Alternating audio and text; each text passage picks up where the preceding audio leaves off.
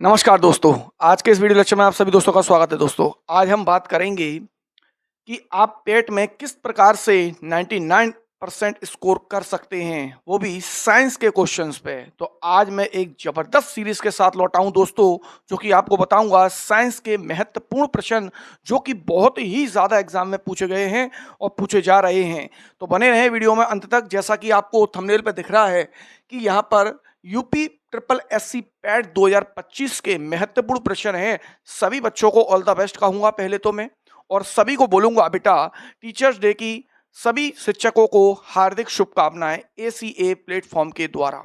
मैं हूं डीके निमेश, जो कि आज बात करूंगा आपसे पैट के 15 क्वेश्चन लेके आया हूं बेटा। बहुत एक्सपेक्टेड क्वेश्चंस हैं जो कि पीवाईक्यूज हैं, जो कि आपको हर एग्जाम में भी मिलेंगे, ये आरआरबी के अंदर भी मिलेंगे, लेकिन पैट के लिए बहुत ही ज्यादा महत्वपूर्ण प्रश्न हैं।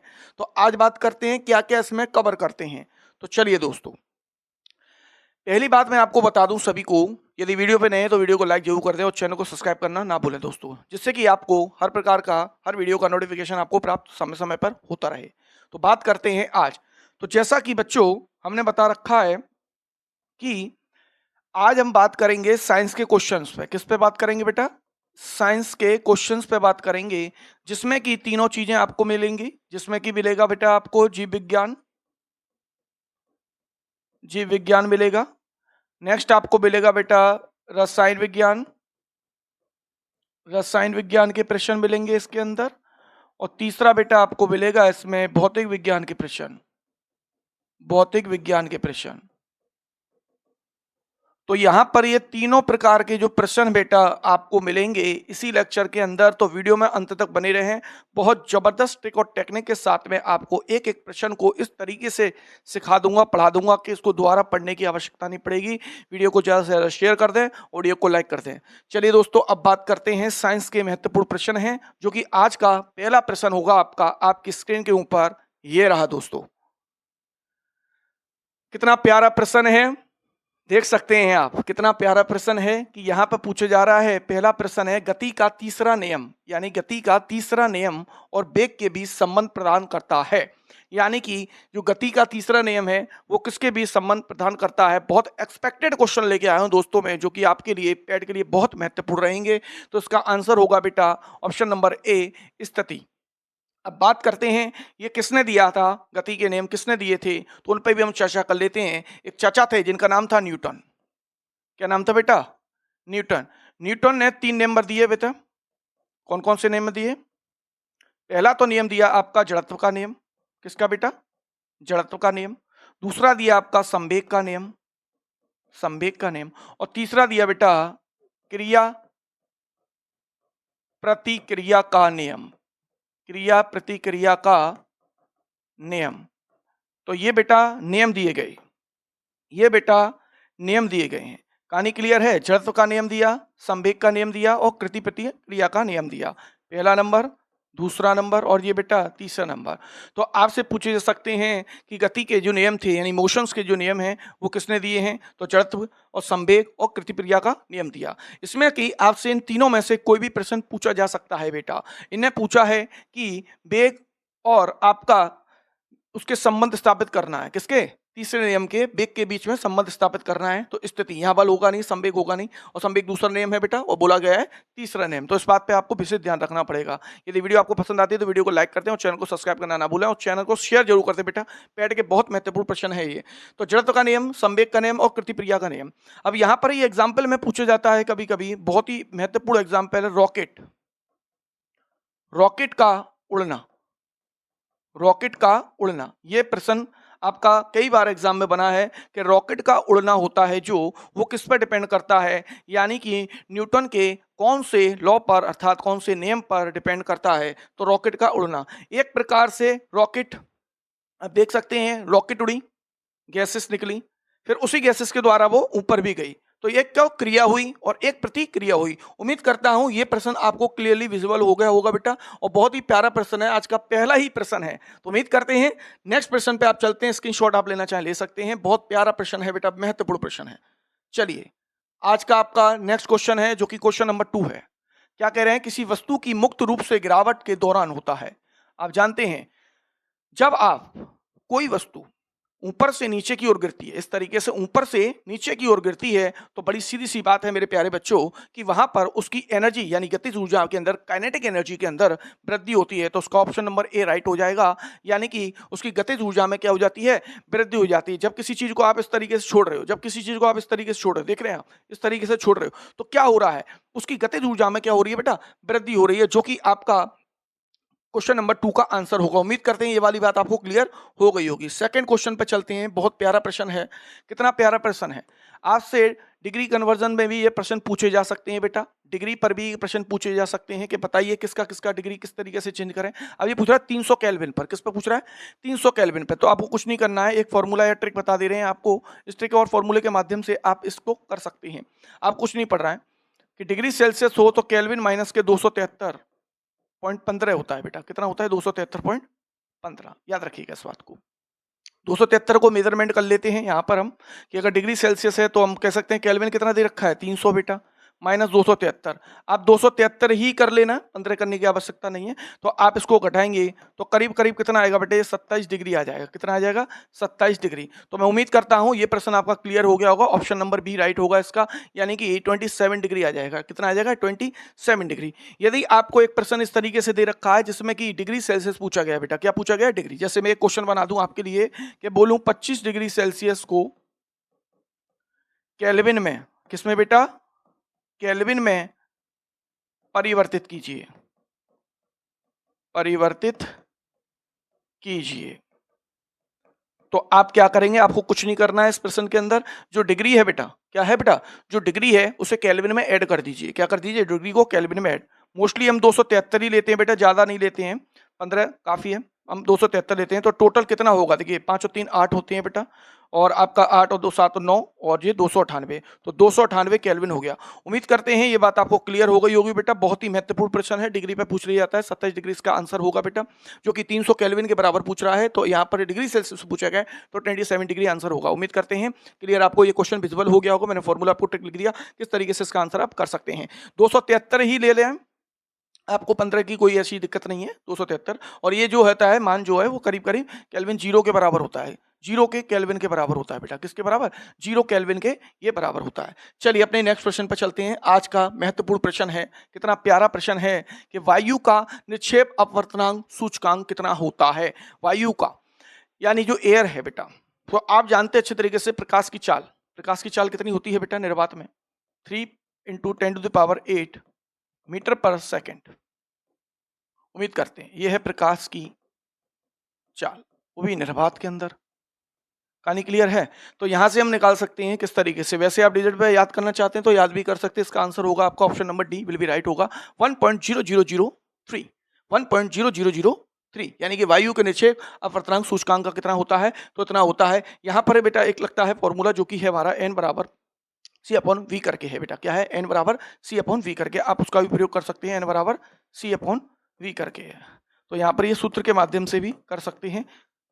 उम्मीद करता हूं ये वाली बात आपको क्लियर हो गई होगी बेटा। इसमें है बहुत ही इंपोर्टेंट प्रश्न है बेटा, कुलाम का नियम। आपने कक्षा अध्याय 12 में पढ़ा होगा ये प्रश्न बेटा। कुलाम का नियम बहुत इंपोर्टेंट प्रश्न है बेटा, और जो कि आपको यहाँ पर ऑप्शन दिए गए हैं, काफी बड़े बड़े ऑप्शन है, तो घबराना नहीं है बेटा। आपको अच्छे से इसका आंसर देना है, मैं पूरा क्लेरिफाई करूंगा इसको।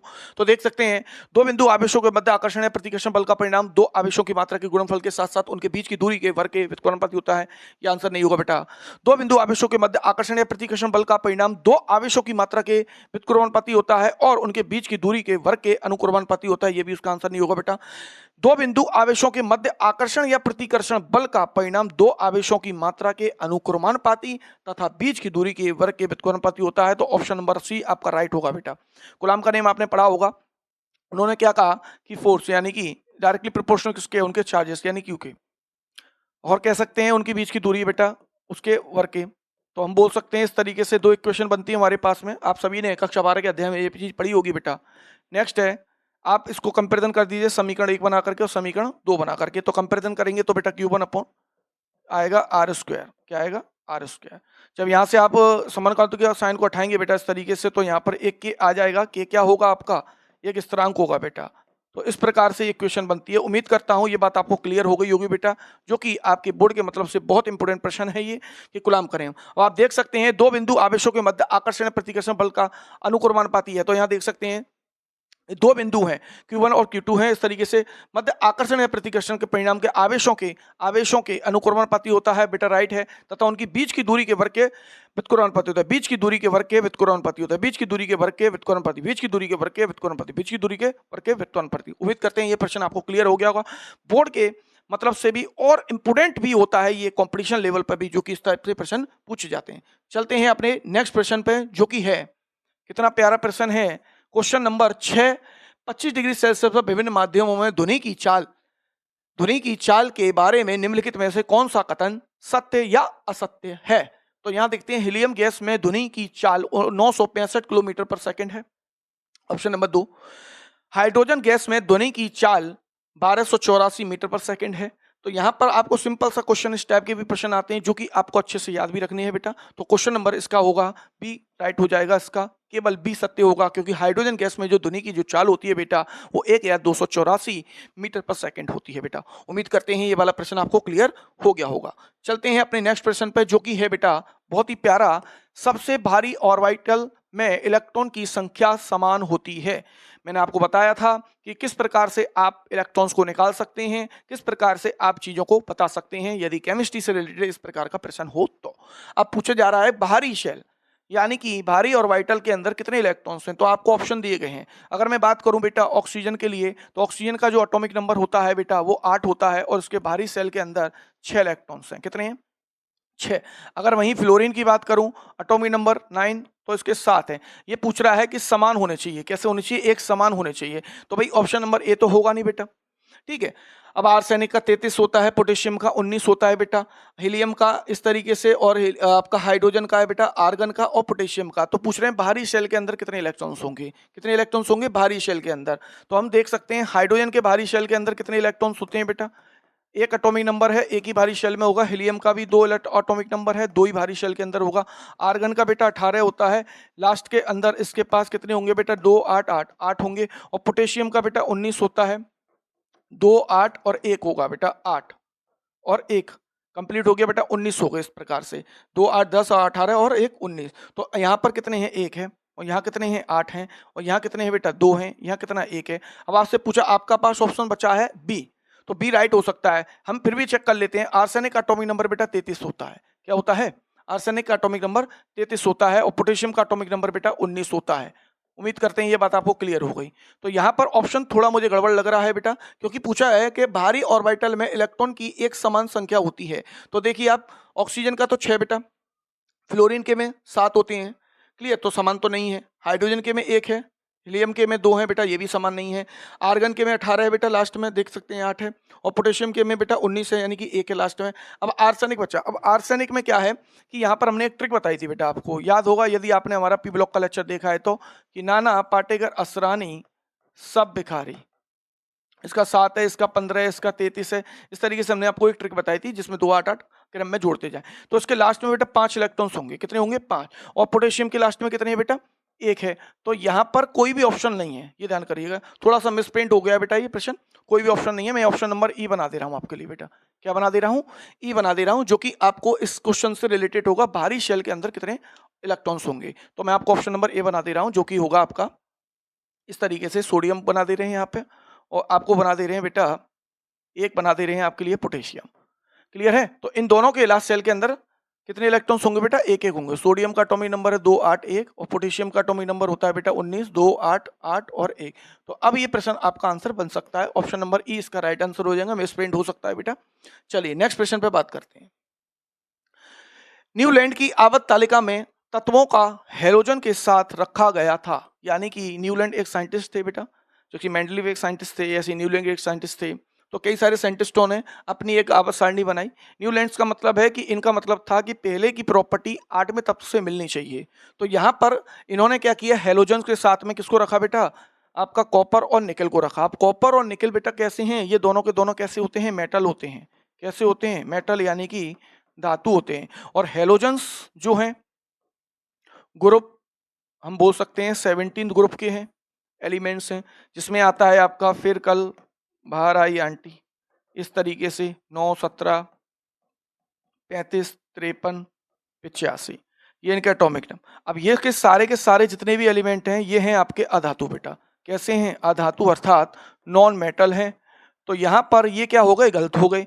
तो इसलिए इन्हें कोबाल्ट और निकल को इसके साथ रख दिया, जो कि ये सारे के सारे अधातु हैं और ये कैसे थे, अधातु। तो ऑप्शन नंबर आपका 8वें क्वेश्चन का डी हो जाएगा। उम्मीद करते हैं आपको प्रश्न क्लियरली विजिबल हो गया होगा।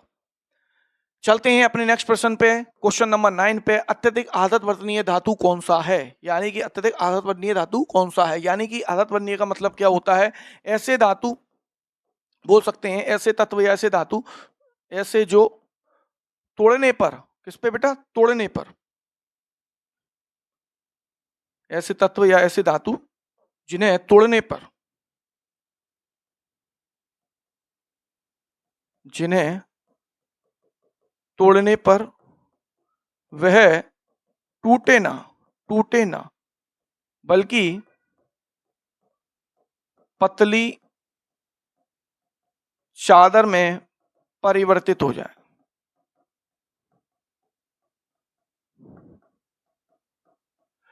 कहानी क्लियर है बेटा, कि ऐसे तत्व या ऐसे जिन्हें तोड़ने पर क्या हो, ऐसे तत्व जिन्हें तोड़ने पर वह टूटे नहीं बल्कि क्या हो जाए, एक पतली चादर के रूप में परिवर्तित हो जाए। तो यहाँ पर आपसे पूछा जा रहा है आघात वर्तनीय है, तो आघात वर्तनीय का मतलब मैंने आपको बताया बेटा, यहाँ पर ये होता है। आपको मतलब पता है तो आप उसका आंसर कर सकते हैं। देखिए यहाँ पर ऑप्शन जो है आपको दे रखे हैं, प्लेटिनम है, लोहा है और सोना है। तो बड़ी सीधी सी बात है, लोहा होगा नहीं, आप जानते हैं अच्छे तरीके से, ठीक है।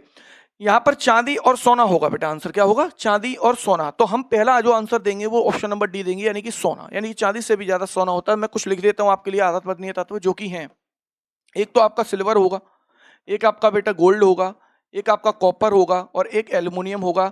इन 4 तत्व हैं बेटा, कैसे, ये 4 तत्व। यदि इस प्रकार का क्वेश्चन आपको मिल रहा है तो चांदी का मतलब सिल्वर है और सोने का मतलब गोल्ड है बेटा, और कॉपर भी हो सकता है और एल्युमिनियम भी हो सकता है। ये आदत वर्णनीय तत्व होते हैं बेटा, जिनको पीटने पर ये टूटते नहीं है, एक चादर के रूप में परिवर्तित हो जाते हैं। तो यहाँ पर ऑप्शन मैंने डी इसलिए लगाया है क्योंकि चांदी से भी अच्छा सोना अच्छे से वो कॉपी मतलब पतली चादर में बदल सकता है, इस वजह से मैंने सोने को बताया बेटा।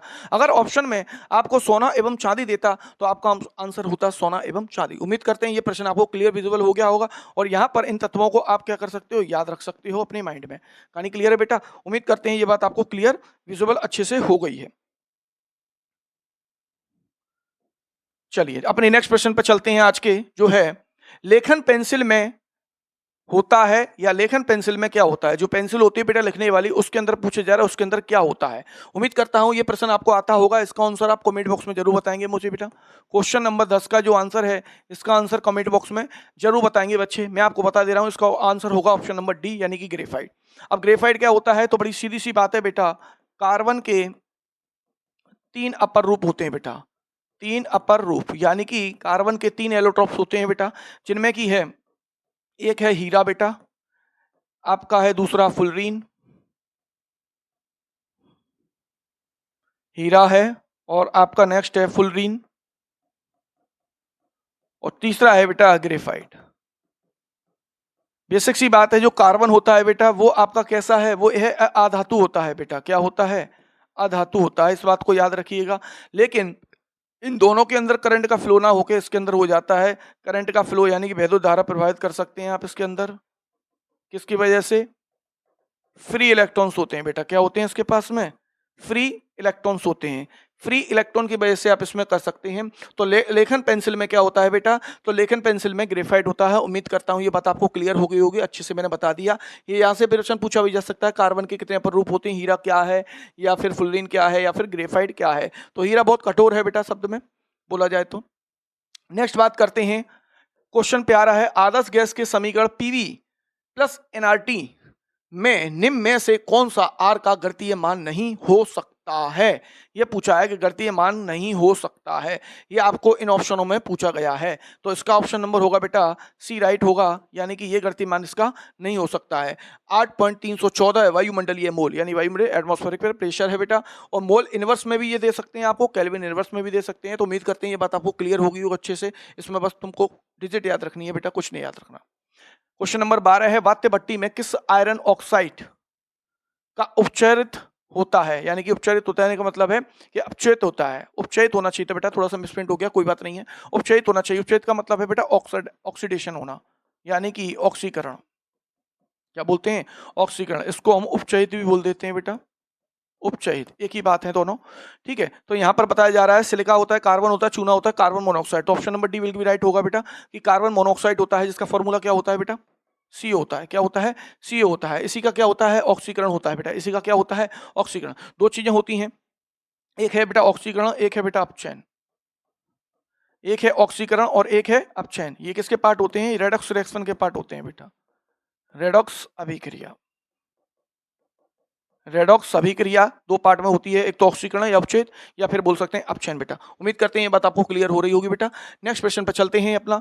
क्या है? गन पाउडर किस मिश्रण से बना होता है? यानी कि जो गन पाउडर का होता है वो किस मिश्रण से बना होता है? पोटेशियम एवं सोडियम नाइट्रेट से, पोटेशियम एवं मैग्नीशियम का सल्फेट से, चारकोल सल्फर एवं पोटेशियम नाइट्रेट से, या पोटेशियम सल्फेट एवं चारकोल से। तो उम्मीद करते हैं ये प्रश्न आपको आता होगा। यदि नहीं आता तो मैं उसका आंसर बता रहा हूँ, बाकी इसका आंसर भी मुझे आप कमेंट बॉक्स में जरूर देंगे बेटा, कि बहुत ही प्यारा महत्वपूर्ण प्रश्न है ये। इसका आंसर मुझे कमेंट बॉक्स में आप जरूर देंगे बेटा।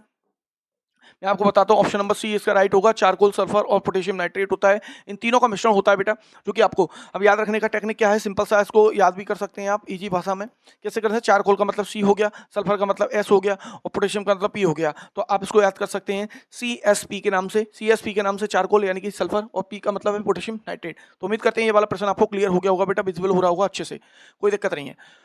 क्वेश्चन नंबर 14 पर बात करते हैं। उत्परिवर्तन का सिद्धांत के द्वारा प्रस्तावित किया गया था। उत्परिवर्तित का सिद्धांत, उत्परिवर्तित, हाँ बच्चों, हाँ, म्यूटेशन, म्यूटेशन, म्यूटेशन। बायोलॉजी का बहुत ही प्यारा प्रश्न है ये, बायोलॉजी का बहुत ही प्यारा प्रश्न है, जो कि एग्जाम में कई बार पूछा जाने वाला प्रश्न है बेटा, और ये पेट के एग्जाम में पूछा जाने वाला प्रश्न भी बन सकता है। तो उम्मीद करता हूँ आपने वीडियो अंत देख रहे हैं। यदि आप वीडियो अंत देख रहे हैं, वीडियो को लाइक जरूर करें, चैनल को सब्सक्राइब करना ना भूलें दोस्तों, अपने दोस्तों के साथ शेयर जरूर करें। तो इसका आंसर होगा बेटा ऑप्शन नंबर सी, यानी कि हुगो डी राइस, और इसको हुगो डी राइस की जगह पे ब्रिज भी बोलते हैं बेटा। तो उम्मीद करते हैं ये बात क्लियर हो गई। हुगो डी ब्रिस्बी के नाम से भी देख सकता है। चार्ल्स लियोन और विलियम स्मिथ और हेरन, ये सारे के सारे भूवैज्ञानिक साइंटिस्ट हुआ करते थे। ये आधुनिक विज्ञान के हैं बेटा, याद रखिएगा इस बात को, ये आधुनिक विज्ञान के हैं, आधुनिक भूविज्ञान के हैं। ठीक है ना? ठीक है। और यहाँ पर अगर इनकी बात करी जाए तो बेटा ये हैं आपके अंग्रेजी भूविज्ञान के हैं बेटा, अंग्रेजी भूविज्ञान के हैं। और इनकी बात करी जाए तो ये हैं अमेरिकी भूविज्ञान के बेटा। तो हैं साइंटिस्ट सारे के सारे ये आपके जो हैं अमेरिकी हैं, भूविज्ञानी के ही हैं सारे के सारे। विलियम आपका जो है हुगो डी ब्रिज राइस या हुगो डी ब्रिज जो है उत्परिवर्तन के हैं बेटा। तो उम्मीद करते हैं ये वाला प्रश्न आपको क्लियर हो गया होगा, जो कि है बायोलॉजी से रिलेटेड। अब नेक्स्ट प्रश्न पे अपनी बात करते हैं, जो है आपका नीचे दिए गए मानव शरीर के अंग एवं उनके स्रावित रस मिलाने वाले सही विकल्प को चुनिए। यानी कि इस टाइप के प्रश्न एग्जाम में आजकल खूब बन रहे हैं, बहुत ज्यादा एग्जाम में बन रहे हैं बेटा इस प्रकार के प्रश्न। अब इन प्रकार के प्रश्न को करने के लिए वैसे तो कुछ नहीं है, बस आपको दो तीन चीजें पता होनी चाहिए। यदि आपको इन चारों में से पूछ रहा है कि रस यानी कि स्रावित रस, रिलीजिंग हार्मोन बोल सकता था, रिलीजिंग आपसे जूस पूछ लिया उसने कैसा है, आपसे कोई भी ग्लैंड पूछ सकता है, तो इस प्रकार के प्रश्न बेटा बन जाते हैं एग्जाम में। अब आपसे ABCD की फॉर्म में है और यहाँ पर ABCD की फॉर्म में आंसर है। अब बच्चा कंफ्यूज होता है, कुछ नहीं करना है, आपको इनका मिलान करना है, जैसे बचपन में आप करते थे मिलान, बस उसको थोड़ा सा टिपिकल कर दिया है, यहाँ पे ABCD की फॉर्म में आंसर भी आपको दे दिए हैं। अब क्या करना है देखिए, अमाशय क्या करता है, पितरस, जठरस, अग्नाशय, ये तो बड़ा सीधा है, एक का दो, तो एक का दो किसमें है बेटा, एक का दो है, इसका मतलब ये आंसर नहीं होगा, और इसका मतलब बेटा ये वाला आंसर नहीं होगा। तो देखो दो कट गए आपके, क्लियर है बेटा। इस तरीके से आंसर करना है इन लोगों इन क्वेश्चनों का। यकृत में क्या होता है, यकृत पितरस यानी कि B का 3। अब B का 3 किस में है बेटा, एक तो पहले वाले में है, ठीक है सर, एक दूसरे वाले में है, ठीक है सर, और एक वाकई इसमें है। तो ऑप्शन नंबर बी राइट हो जाएगा, आपको कुछ भी नहीं करना है, बी राइट हो जाएगा। क्यों? क्योंकि एक का दो किससे है बेटा, ये रहा, क्लियर है। अब दूसरा हमने कहा बी का 3 है, तो बी का 3 बेटा ये रहा, क्लियर है बेटा। और नेक्स्ट बात करते हैं कि सी का ए का मतलब अग्नाशय से अग्नाशय रस निकलेगा बेटा, और छोटी आंत बचा आपका ऑप्शन, तो छोटी आंत का क्या होगा, डी का 4 होगा। तो उम्मीद करता हूं ये वाला प्रश्न आपको क्लियर हो गया होगा। बहुत ही महत्वपूर्ण प्रश्न थे, आज के 15 क्वेश्चन थे बेटा, मैंने बहुत अच्छे से आपको एक्सप्लेन करे हैं। यदि कोई दिक्कत हो, यदि परेशानी हो, तो आपको इसी प्रकार के प्रश्न में लाता रहूंगा। बस वीडियो पे अच्छे से आप बने रहें और वीडियो अंत तक देखें। बाकी हम बात करते हैं। जय हिंद दोस्तों।